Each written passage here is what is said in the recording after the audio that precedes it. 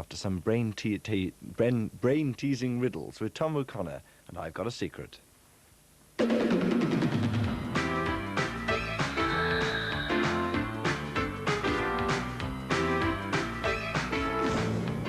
Among our secrets tonight, Louise tells of her terrifying ordeal. Chris defies death by a few feet, and Barry Cryer gets a big surprise from Lonnie and the boys.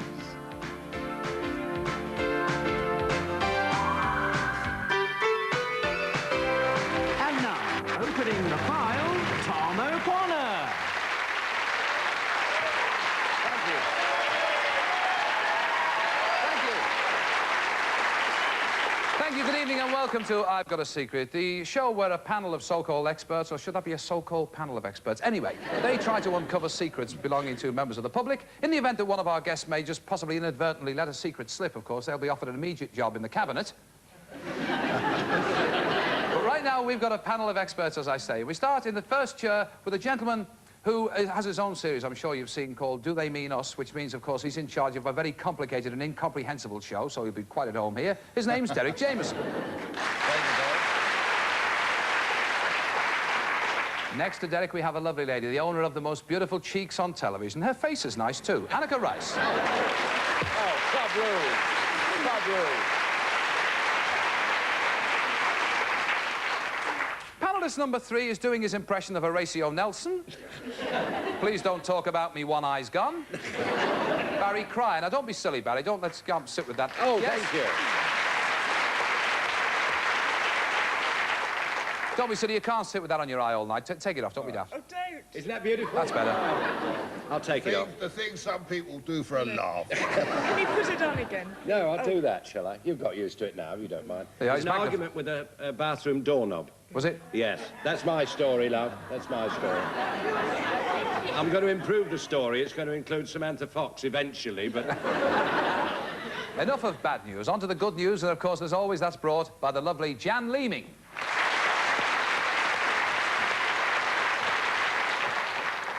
So there's the panel, here's the rules. As always, the panel have 30 seconds each in which to interrogate our guests. If the secret is still safe after 30 seconds, they have a further 30 seconds free-for-all time, in which hopefully they're going to disclose our guests' secrets. So let's start off with our first contestant this evening. Let's open the file on the first person who's going to play I've Got a Secret. On to the panel with plenty of time to draw level as we introduce our second guest this evening who's going to play I've Got a Secret.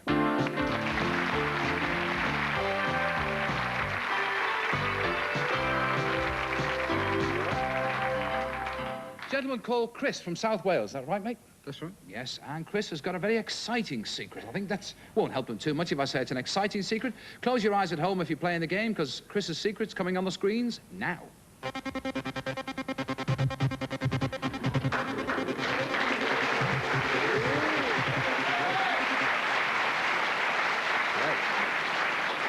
Lots of oohs and ahs there for the panel to think about, and here's the clue. On this occasion, Chris conducted himself with distinction. And it's Annika to start. Right. Hello, Chris. Hi. I must say you're very colour-coordinated tonight. Thank you. Now, this is very interesting. You've got a lot of oohs from the audience, and I reckon some shouts from the lads. Was that correct? Would they have been the lads shouting rather than the ladies? I seem so, yes. There's some deep-voiced ladies as well. Are they just conducted himself? Now, obviously conducted in an orchestra, that would be too obvious. So is it a different kind of conductor, perhaps? You know, one of those things you stick on the roof and get your television signal from. It isn't that kind. No. Right. Oh. Is it a bus conductor connect? The bus was involved in this? Yeah. Ah, was there no driver? No, there wasn't, was there? No. No, there wasn't. It wasn't sinking, was it? I don't know why I thought that. These palm trees, you know them. You conducted yourself with distinction. Is there an award involved? Oh. Yes, we'll have to say yes, I think, won't we, Chris? Yes. There was an award at the end of it, yes, but that wasn't the specific reason for this event. Right. Jan. An award for bravery? Sort of. He's a brave person to do it, but, I mean, it wasn't a George Medal or anything. Was it a trick, or did you help somebody out of... I surprised myself there. Yeah. A trick. A daredevil thing.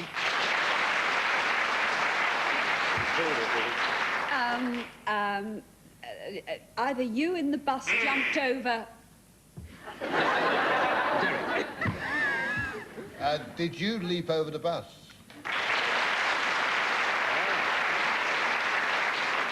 Are you a stunt cyclist? Yes, we want more, though. You want more, Michael? Yes. Distinction. A distinction. Did you break a record for the longest leap over the bus? Yes?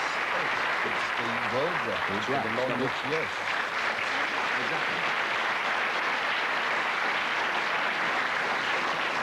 Chris, in fact, broke the world record by jumping over 18 buses on a motorbike. That's right. There you are. And he broke the British record first, Eddie Kidd's record, on your first leap, didn't you? Yeah. And then the world record. But we've got to specify what type of world record. Tell them the exact record you've got, Chris. Well, it's actually two records. It's the British long jump distance record that's verified by the Guinness Book of Records. And it's the world record for the most amount of buses ever achieved in distance. It's And 18 double-decker buses. In a controlled jump as well, we must stress that. Yeah. It's the longest motorcycle jump ever achieved, staying under control with the bike. Of the bike. Yeah. Now, this was in 83? 83. 50,000 people watched it on the day, including your good lady. Yes, right. We're going to watch it right now, because we have a clip of the film of the second run. You broke the one record of the first leap, That's but of right. course, this is the world record coming up now, folks, on clip.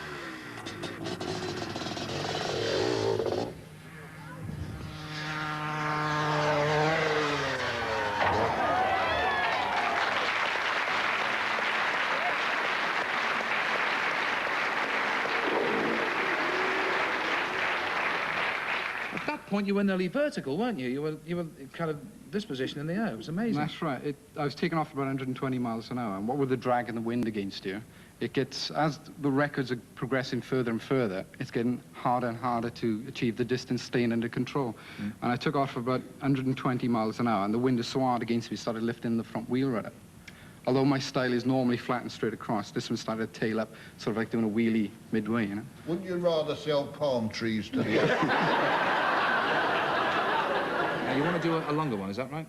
Yeah, I'm going off to Los Angeles to jump 20 Greyhound buses in America. Now, not only did he break the world record, and not only did the panel get it right, not only did they battle with it, but Jan actually read this item out on the news when he did it. What villainy. He didn't beat the panel, but we gave him a good try. Cheers, Thanks for Tom. playing I've Got a Secret. Chris Bromham, ladies and gentlemen.